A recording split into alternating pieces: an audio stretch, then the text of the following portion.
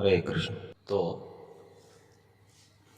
प्रहलाद महाराज नरसिंह देव जी के प्रति जब स्तुति करते हैं सप्तम स्कंद में, तो एक बहुत सुंदर तत्व कहते हैं एवं जन्म निपतितम प्रभवाहि कूपे कामाभिकामम अनुय प्रपतन प्रसंगात् कृत्वात्मसात् सुदर्शना भगवन् गृहीता सोहम कथम नु विसृजे तव भृत्य सेवा। साक्षात भगवान नरसिंह देव उनके सामने खड़े हैं और वे उनकी प्रार्थना करते हुए कहते हैं कि हे भगवान, मैं तो प्रभवाही कूपे, इस भव के कूप में, अहिकूप में, अंधकूप में, जिसमें एक बहुत बड़ा सर्प है, ऐसे भवसागर रूपी अंधकूप में मैं गिरा हुआ था, निपतितम। और पता नहीं मेरा भविष्य क्या होने वाला था। मैं कामाभिकामम, अनेक अनेक इच्छाओं से घिरा हुआ था और इस ऐसे अंधकूप में मैं गिरा था। तब आकर सुरर्षिणा, देवर्षिणा कृत्वात्मसात, उन्होंने मुझे आत्मसात किया, उन्होंने मुझे स्वीकार किया, उन्होंने मुझे अपने चरणों में स्वीकार किया, उन्होंने मुझे शरण दी। और तब जाकर उनकी कृपा से आज जो भी मैं आपके सामने खड़ा हूँ वो हो।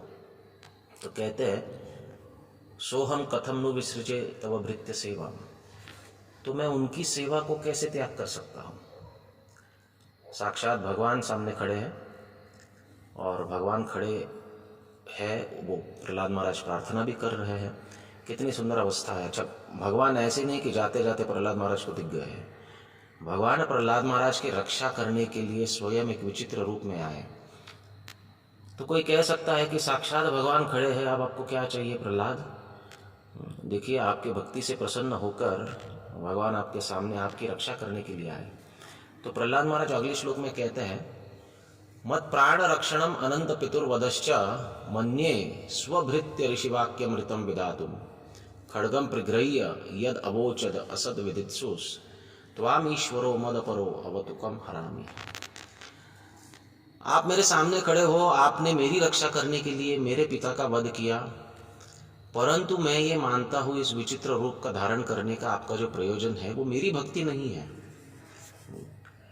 ये तो मन्ये स्वभृत्य ऋषिवाक्य मृतम विदातुम, ये तो मैं मानता हूं मन्ये कि निज भृत्य, आपके खुद के भक्त ऋषि देवर्षि, उनके वाक्य को सत्य सिद्ध करने के लिए, उनकी कृपा को सत्य सिद्ध करने के लिए आप मेरे सामने उपस्थित हो। तो वास्तविक भक्ति जो है ये कृपा का मार्ग है। इसमें कृपा के बगैर कोई भी व्यक्ति प्रगति नहीं कर सकता है। भगवत प्राप्ति के लिए हमारा साधन उतना प्रभावी नहीं होता है जितनी भक्त की कृपा। हमारे साधन का आधार भी भक्त कृपा ही है। हम नाम जप करते हैं और नाम जप करते हुए अगर ये सोचेंगे कि मैं देखो कितनी शुद्धता से नाम जप कर रहा हूँ, लोग क्वालिटी के पीछे बहुत पड़े रहते हैं ना कि मेरी क्वालिटी सुधर जाए, क्वालिटी सुधर जाए, लेकिन क्वालिटी स्व प्रयास से नहीं सुधरती है। हरिनाम में क्वालिटी, हरिनाम में मन लगना, भगवत कथा में मन लगना, भक्तों के संग में मन लगना, निरपराध होकर भक्त संग करना, ये सब के लिए भक्तों की कृपा की परम आवश्यकता है। और जब हम कहते हैं भक्तों की कृपा, तो परंपरा की कृपा जो है ये परंपरा से ही प्राप्त होती है। जब हम कहते हैं भक्तों की कृपा, तो हम जिनके साथ रहकर भक्ति कर रहे हैं, हमारे पियर्स जो है, हमारे इमीडिएट वरिष्ठ जो है, इनके साथ रहकर हम भक्ति करते हैं, या फिर हमारे कनिष्ठ भी जो है उनके साथ रहकर हम भक्ति करते हैं। तो सबसे आवश्यक है कि हम जिनके साथ रहकर भक्ति कर रहे हैं उनकी पहले कृपा प्राप्त हो। कनिष्ठों की भी कृपा आवश्यक होती है। कनिष्ठों की कृपा का अर्थ क्या है? हम कनिष्ठों के प्रति, वो हमारे कनिष्ठ है इसलिए उनके प्रति बॉसिंग नहीं कर सकते, उनके प्रति अपराध नहीं कर सकते। जब कनिष्ठों के विषय में हमारे हृदय में दया होगी, करुणा होगी, और करुणा के साथ, दया के साथ हम उनको भक्ति में प्रगति करने के लिए प्रेरणा देंगे, तो उनके हृदय से हमारे प्रति एक अनुकूल भावना उत्पन्न होती है।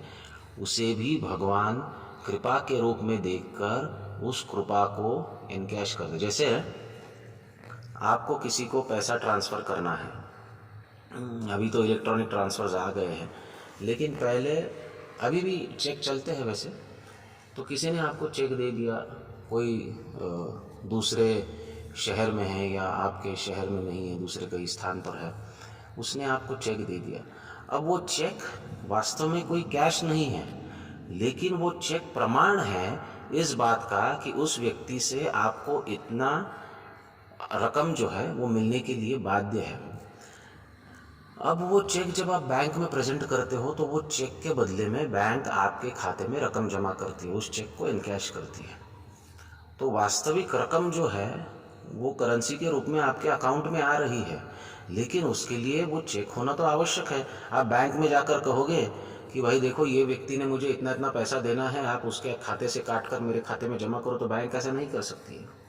उसके लिए आपको वो चेक की आवश्यकता है, और वो चेक जो है वो उस व्यक्ति ने आपको प्रदान करना आवश्यक है। तो भगवान भी हमारे भक्ति में प्रगति करने के लिए या हम पर कृपा करने के लिए यम यम वापी स्मरण भावम अब ये यथा माम प्रपद्यन्ते ताम तथैव भजामि, वो भी उतना ही कृपा करते हैं जितना हम वो कृपा के पात्र हैं। हम कृपा के पात्र कितने हैं? तो हम कृपा के पात्र उतने ही हैं जितना हमें इतर वैष्णवों के हृदय से वो कृपा प्राप्त हो रही है। तो कृपा कोई हक नहीं है, कृपा हमारे झोली में डाली गई भीख है, और वो भीख जो है ये वैष्णव अहेतुकी रूप से डालते रहते हैं, उनका कोई हेतु नहीं है। जब हम पर कोई कृपा करते हैं, गुरुजन कृपा करते हैं, या हमारे भक्त मित्र जो है वो कृपा करते हैं, या फिर हमारे कनिष्ठ जो है वो कृपा, कनिष्ठों की भी कृपा आवश्यक है, क्योंकि कनिष्ठों को हम मदद करते हैं तो कनिष्ठ हम पर कृपा करते हैं। वो भगवान से प्रार्थना करते हैं कि हमें अमुक अमुक प्रभु जी का या माता जी का संग हमेशा मिलता रहे। तो ये प्रार्थना जो है ये हमको मिला हुआ चेक है।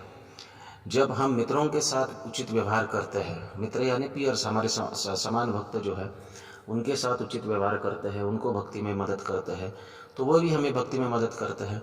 वो भी भगवान से प्रार्थना करते हैं कि भाई इस भक्त को बनाए रखना, बचाए रखना, इसे भक्ति में प्रगति करने के लिए मदद करना।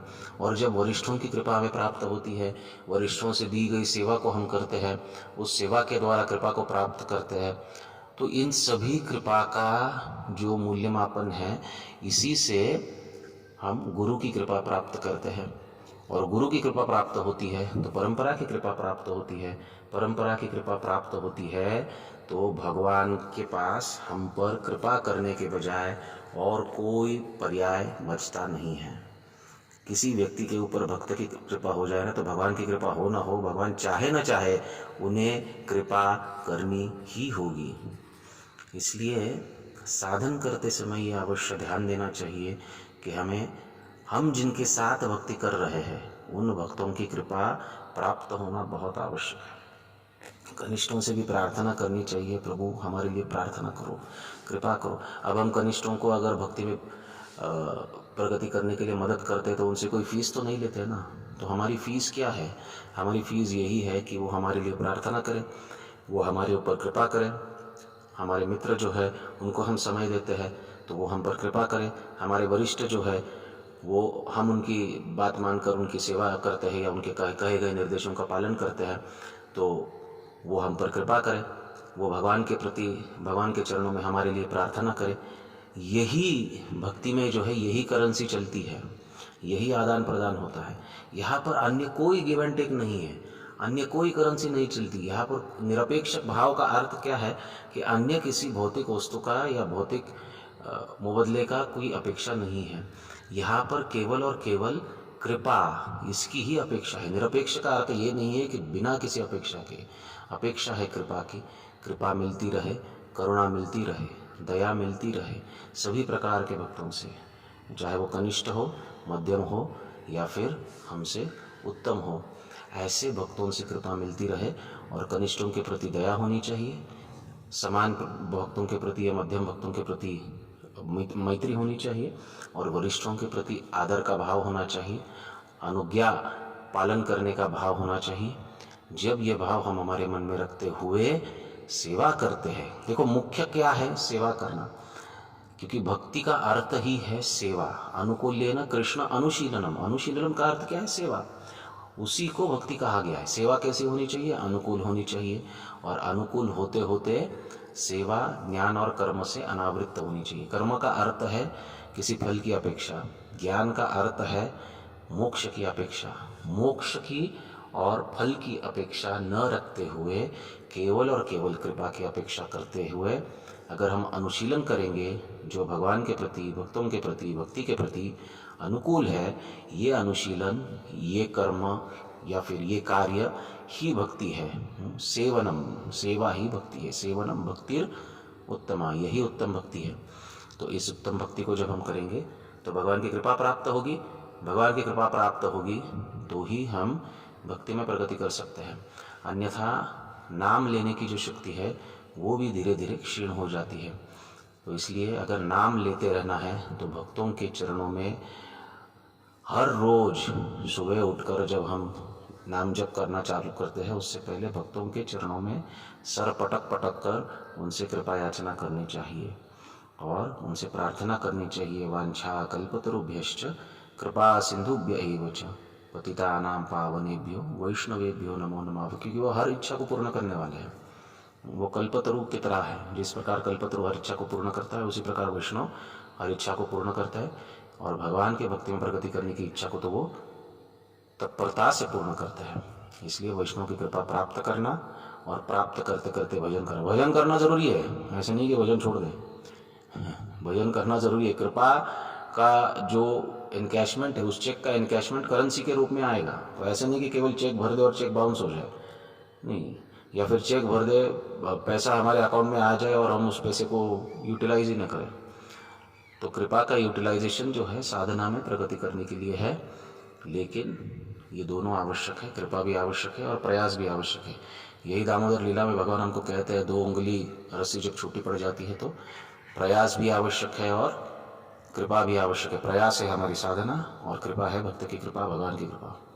इसी को प्राप्त करते हुए भगवत प्राप्ति हो सकती है, अन्य कोई मार्ग नहीं है, नहीं है, नहीं है। हरे कृष्ण कृष्ण कृष्ण हरे हरे, हरे राम राम राम हरे हरे।